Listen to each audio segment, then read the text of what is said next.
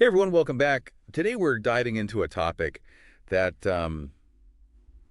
well, it always seems to spark a lot of debate, Oh, for sure. abortion, and more specifically, how it's viewed within Islam. Right. It's a sensitive subject, no doubt, but we're going to try to, you know, explore it with respect Absolutely. and really understand all the Well, nuances yeah, the nuances are really key here. of the Islamic teachings. Right. So are you ready to jump in? Oh, absolutely. I'm ready. You know, I think it's so important for us to, move beyond just opinions Yeah. and actually look at what Islamic jurisprudence, what it really says about this. Okay, I love that approach. Yeah. And to help us on this journey, Yeah. we've got this paper called Islam and the Abortion Debate. Oh, great paper. And it's written by Imam Omar Suleiman, Wonderful. Yeah. published by the Yaqeen Institute. Yeah, Yaqeen Institute, I mean, both Imam Suleiman and the Yaqeen Institute are known for their serious scholarship. Yeah. So we're in good hands. Oh, yeah. We're starting off on solid ground for Yeah. sure. So let's unpack this a bit. Okay. The paper starts off by really establishing this bedrock principle in Islam, right? Yeah. The sanctity of life. The sanctity of life, that's the foundation. And it's not just some vague idea. No. I mean, the Quran comes right out and condemns taking an innocent life. Yeah, there's that one verse that really kind of sets the tone. It says, "And do not kill the soul which Allah has forbidden to be killed except in the course of justice." It really does Yeah. set the tone. Powerful. Yeah, and it's not just the Quran, is it? No, not at all. Even the Prophet Muhammad, peace be upon him, Right. his sayings also reflect this huge reverence for life. Absolutely. There's a hadith where he talks about cases of bloodshed Yeah. being the first to be judged on the Day of Judgment, Wow. and that just emphasizes how important this is in Islam. Yeah, it really puts things into perspective, that's for sure. Definitely. It's clear that, right from the start, Islam holds human life in such high regard. Absolutely. And that, naturally extends to children, Of right? course. Yeah. Because they're viewed as a blessing. A blessing and even an act of worship, Yeah. It's interesting when you look at the stories of Abraham and Zechariah in the Quran. Yeah. Both of them prayed so fervently to God for, righteous offspring. Yeah. It shows how important this is, wanting children is such a big part of Islamic tradition. Right. It's not just about having kids. It's about cherishing them and Oh. protecting them. Right. Absolutely. Yeah. I mean, even the Prophet Muhammad, peace be upon him, Yes. he was so instrumental in abolishing female infanticide, right? Oh, absolutely pivotal. Which was, sadly so common in pre-Islamic Arabia. Yeah, and that, that really speaks volumes about how dedicated Islam is to protecting the vulnerable. Yeah. There's actually this very, very powerful verse in the Quran Yeah. that talks about, the baby girl has been buried alive. Oh, wow. And it asks, for what sin was she killed? That's a very powerful image. It is. It really highlights that every life matters, regardless of gender. Yeah. Totally. Every human life has value. So while Islam encourages having children, Right. it also recognizes that, there are times when pregnancy might be challenging or even impossible. Yeah, that's true. And that leads us to the discussion of contraception. Right. So Islamic jurisprudence, Yeah. which is known as Fiqh, okay. it's always taken into account these situations where maybe delaying pregnancy or preventing it might be okay. Yeah. And this actually stems from the practice of Azel, which was a form of contraception that was used during the Prophet's time. Wait, hold on. Contraception back then, what did that even, look like? Well, Azel was essentially coitus interruptus. Okay. And, the fact that it was used during the Prophet's lifetime, that's important. There's actually a hadith where one of his companions, Jabir ibn Abdullah, he talks about how Azel was practiced during the Prophet's time. Yeah. And he basically argues that if it were wrong, Yeah. the Quran would have prohibited it. Okay, so it was considered acceptable even back then. Yeah. It makes you wonder, how does that historical context then shape the way we view modern contraceptives in Islam? It definitely does. I mean, most scholars today see a lot of similarities between Azel and modern methods, like condoms and IUDs, which prevent fertilization. Okay. So generally, the idea is if it wasn't wrong then, these methods shouldn't be wrong now. So the permissibility kind of hinges on that historical precedent. In a way, yeah, but there are definitely nuances and debates, especially about methods that work after fertilization happens, because some scholars consider those to be like an early abortion. Oh, okay. But the main principle remains the same, that Islam recognizes that, Planning your family Yeah. is a legitimate need in certain circumstances. Yeah, that's a really important distinction to make, It is. especially when you consider the different schools of thought within Islamic law, right? Absolutely. Yeah. I imagine there's a lot of different opinions on this stuff. Well, there are. So that brings us to, the main topic here, Yeah. abortion. Okay. The paper says that Muslim jurists generally view the fetus Right. as the origin of human life, Okay. and the womb is this sacred space that deserves protection. Yeah, there's a lot of reverence for the womb in Islamic tradition. Oh, for sure. And that really comes through in the Quran. It In does. verse 2.228, it says, "And it is not lawful for them to conceal what Allah has created in their wombs if they believe in Allah and the last day." Right. It's so beautifully worded, isn't it? Yeah. And then there's this really moving Qudsi hadith Yeah. where God describes himself as the most merciful. Yeah. And he talks about the womb, right? Wow. It says, whoever maintains womb relations, I will connect them to my mercy. And whoever severs ties with it, I will disconnect them from my mercy. Wow. Those words really paint a picture They do. of how important and sacred the womb is in Islam. Absolutely. But, and this is really important, Yes. while the sanctity of life is super Of important, course. there are, different opinions Right. among Islamic scholars Yeah. about when exactly we draw certain lines. That's true, especially when it comes to the beginning of life right. and this concept of ensoulment. Okay, so is this where those different schools of thought, the madhabs, come in? Exactly. The paper goes into detail about these viewpoints, Okay. starting with what happens after 120 days from conception. All right, so 120 days and beyond. Okay. What does Islam say about that stage?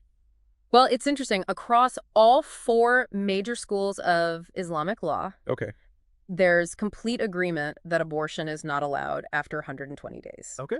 And that's because it's believed that by that point, ensoulment has happened. Okay, so the fetus is considered a full human being with a soul at that stage. Exactly. And the only exception is if the mother's life is in danger.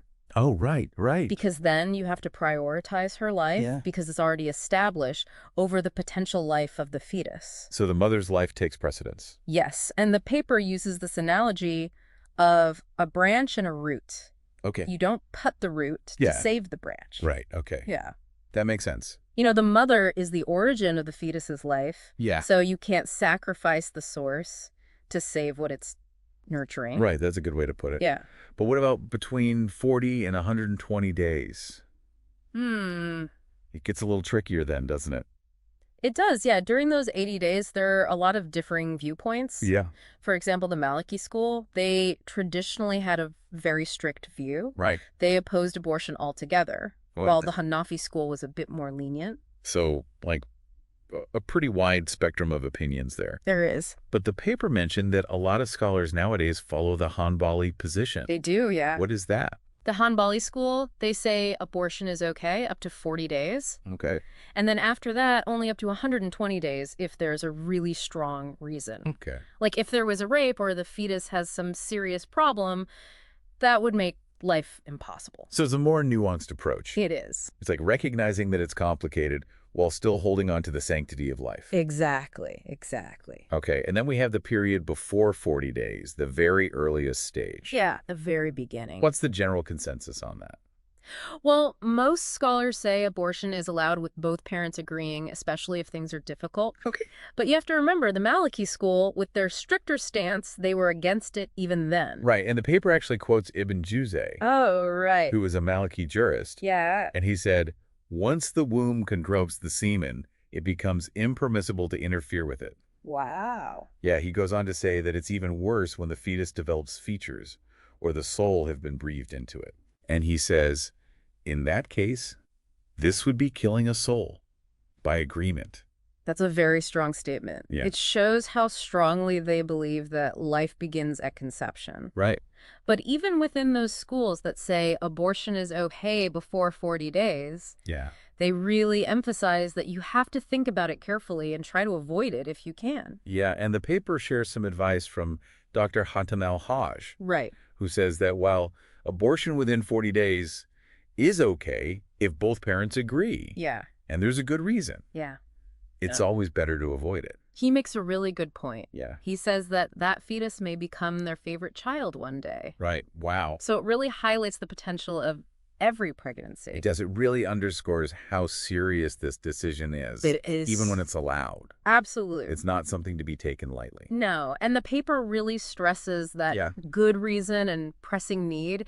These terms aren't just, whatever you want them to mean. Right. You have to really think about them carefully and talk to knowledgeable Islamic scholars on a case-by-case basis. So it's not just a blanket permission. No, not at all. It's about getting guidance. Yeah. And understanding the nuances of Islamic law for your situation. Exactly. Wow, that's fascinating, I wonder what Islamic scholars would think about some of the reasons people give for having abortions today. That's a really interesting question. Yeah. That would require us to look deeper into different situations and see how the scholars interpret things. Yeah, I'm really intrigued. Me too. Let's explore that further next time. Sounds good. It's so interesting how this idea of actually talking to Islamic scholars really plays such a big role in understanding the Islamic view on abortion.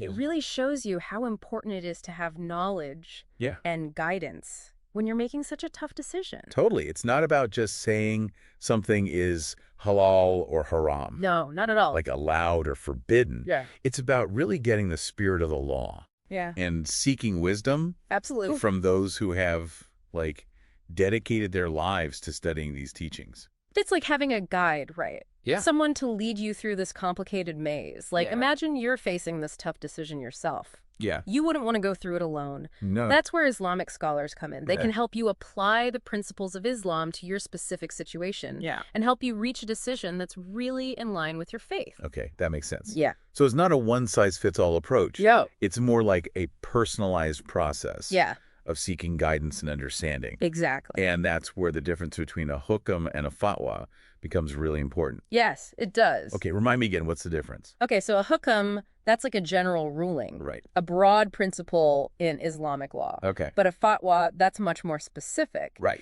It's a ruling based on the unique details of someone's situation. So a hukam might say, okay, abortion is allowed before 40 days under certain conditions. Right. But a fatwa would consider all the specifics of your situation. Right. Exactly. Before saying yes or no. Yeah, it's about applying those teachings to real life. Wow, that's insightful. It really shows the wisdom and compassion in Islamic teachings. It does. Not about just following rules blindly. Oh. It's about seeking guidance and understanding. Exactly. And the paper says this really well. It says, in the Islamic ethical system, life is sacred. Yeah. And hence must be honored and promoted. And then it goes on to say that having children is a right that both spouses share. Yes. And neither should stop that right without a valid reason. Exactly. It recognizes the rights of both partners when it comes to family planning. That's a really important point. It is. It's not just the woman's decision. Yeah. It's something they decide together. It's a shared decision. So the paper then kind of summarizes. Yeah. It says, according to the main opinions in Islamic law, abortion after 120 days is only allowed to save the mother's life. Right. And before 40 days. Yeah. While it might be allowed in some situations. Yeah. It's always preferred to avoid it. It is, yeah. It really emphasizes how much Islam cares about protecting life. It does, at all stages. At all stages. And it's important to remember that even in cases where the fetus is no longer alive, like a miscarriage, abortion would be allowed at any point. Because the soul is no longer there. Yeah, that's a helpful clarification. Yeah. So it seems like the main theme here is respect for life. Yeah. But also understanding how complex these decisions can be.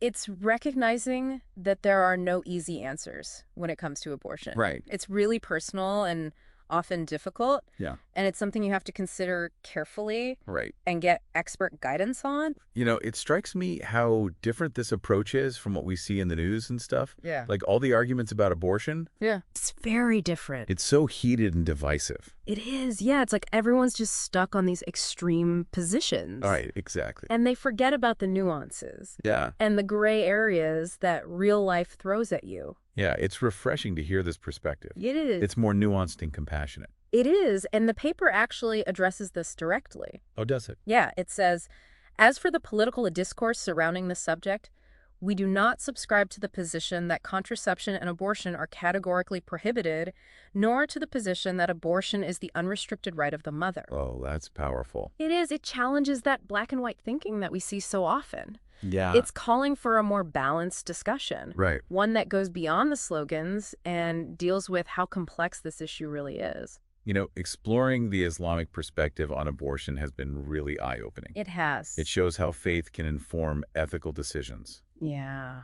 in a way that's both principled and compassionate. I agree. It reminds us that religious teachings can be really helpful Yeah. when you understand them deeply and apply them thoughtfully. Right.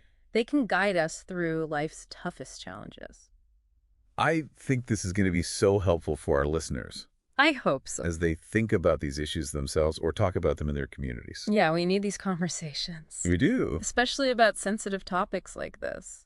You know, before we wrap up, Yeah. I'd love to get your thoughts on how the Islamic perspective compares to other religions. Sure. Like, where do they agree? Where do they differ? Yeah, the paper mentions a few examples. Yeah. Like the Catholic Church, they're Yeah. very firmly against abortion. Right. But within Protestant denominations, Yeah. you see a wider range of views. Okay, interesting. And it also talks about Orthodox Jews. Like Yeah. Muslims, they prioritize the mother's life Right. over the fetus's, Yeah. no matter what stage of pregnancy. But they have different views on whether abortion is okay in other situations. They do, yeah. So it just goes to show It does. how much diversity of thought there is, Yeah, even within religions. absolutely. It reminds us that there's rarely just one single view Right. on issues as complicated as this. That's so important for our listeners to remember It is. when they're having these conversations. Yeah. Be open-minded. Yeah. And remember, there are multiple perspectives. Even within the same faith, absolutely. It's about listening, Yeah. learning, Yeah. and having respectful dialogue, even Well. when you disagree. Well said. Thank you. This has been such a rich and insightful conversation. It has. You know, as we're wrapping up, Yeah. I'm wondering, what does all this mean for us today? That's a good question. Yeah. How do we take these ancient teachings Yeah. and apply them to the challenges we face now? It's definitely something to think about carefully. Yeah. Maybe we can explore some of these modern challenges Okay. and see how the Islamic perspective might help guide us. I like that. Let's dive into that after a short break. Yep. As we wrap up our exploration of this this incredibly complex issue, I keep thinking about the contrast, you know, Yeah. between the kind of the nuanced approach we've been talking about Right. and how heated and divisive the whole abortion debate is out there. Oh, absolutely. And I think what we've seen Yeah. through the lens of Islamic teachings is that Yeah. it's not about taking these rigid stances or Yeah. clinging to like simple slogans. It's Yeah. about really understanding the principles, Yeah. the sanctity of life, It is. compassion, justice, Yeah. and applying them Right. thoughtfully Yeah. to each unique situation. Exactly. And we've seen how Islamic law Yeah. recognizes that it's important to actually seek guidance from scholars Yes. who can help people navigate these like really complex issues So important. and make decisions that, you know, align with their faith and values. Absolutely. It's a much more personal and contextual approach Yeah, than what we often see out there. definitely. And one of the biggest takeaways for me has been this emphasis on knowledge and understanding. Oh, for sure. Like whether you're personally dealing with this issue Yeah. or you're having conversations about it in your community, Yeah. taking the time to really understand the different perspectives Yeah. and the nuances of the Islamic teachings is like crucial. It's fundamental. I totally agree. It's about going deeper Yeah. than the surface Absolutely. and really seeing the wisdom and compassion in these teachings. And I think that's something we can all benefit from, Yeah. regardless of, what your faith is or what you personally believe. Absolutely. I couldn't have said it better myself. Thanks. When we come to these complex issues Yeah. like abortion, Yeah. with humility, Yes. a willingness to listen, Absolutely. and a real commitment to understanding, Yeah. we can create space for these really meaningful and productive conversations. Those conversations are so important. It's through open dialogue, respect for different views, Yeah. and really trying to understand each other. That we can actually move forward. Well said. This has been such an enlightening journey. It has. Thank you so much for sharing your insights with us today. Oh, the pleasure was all mine.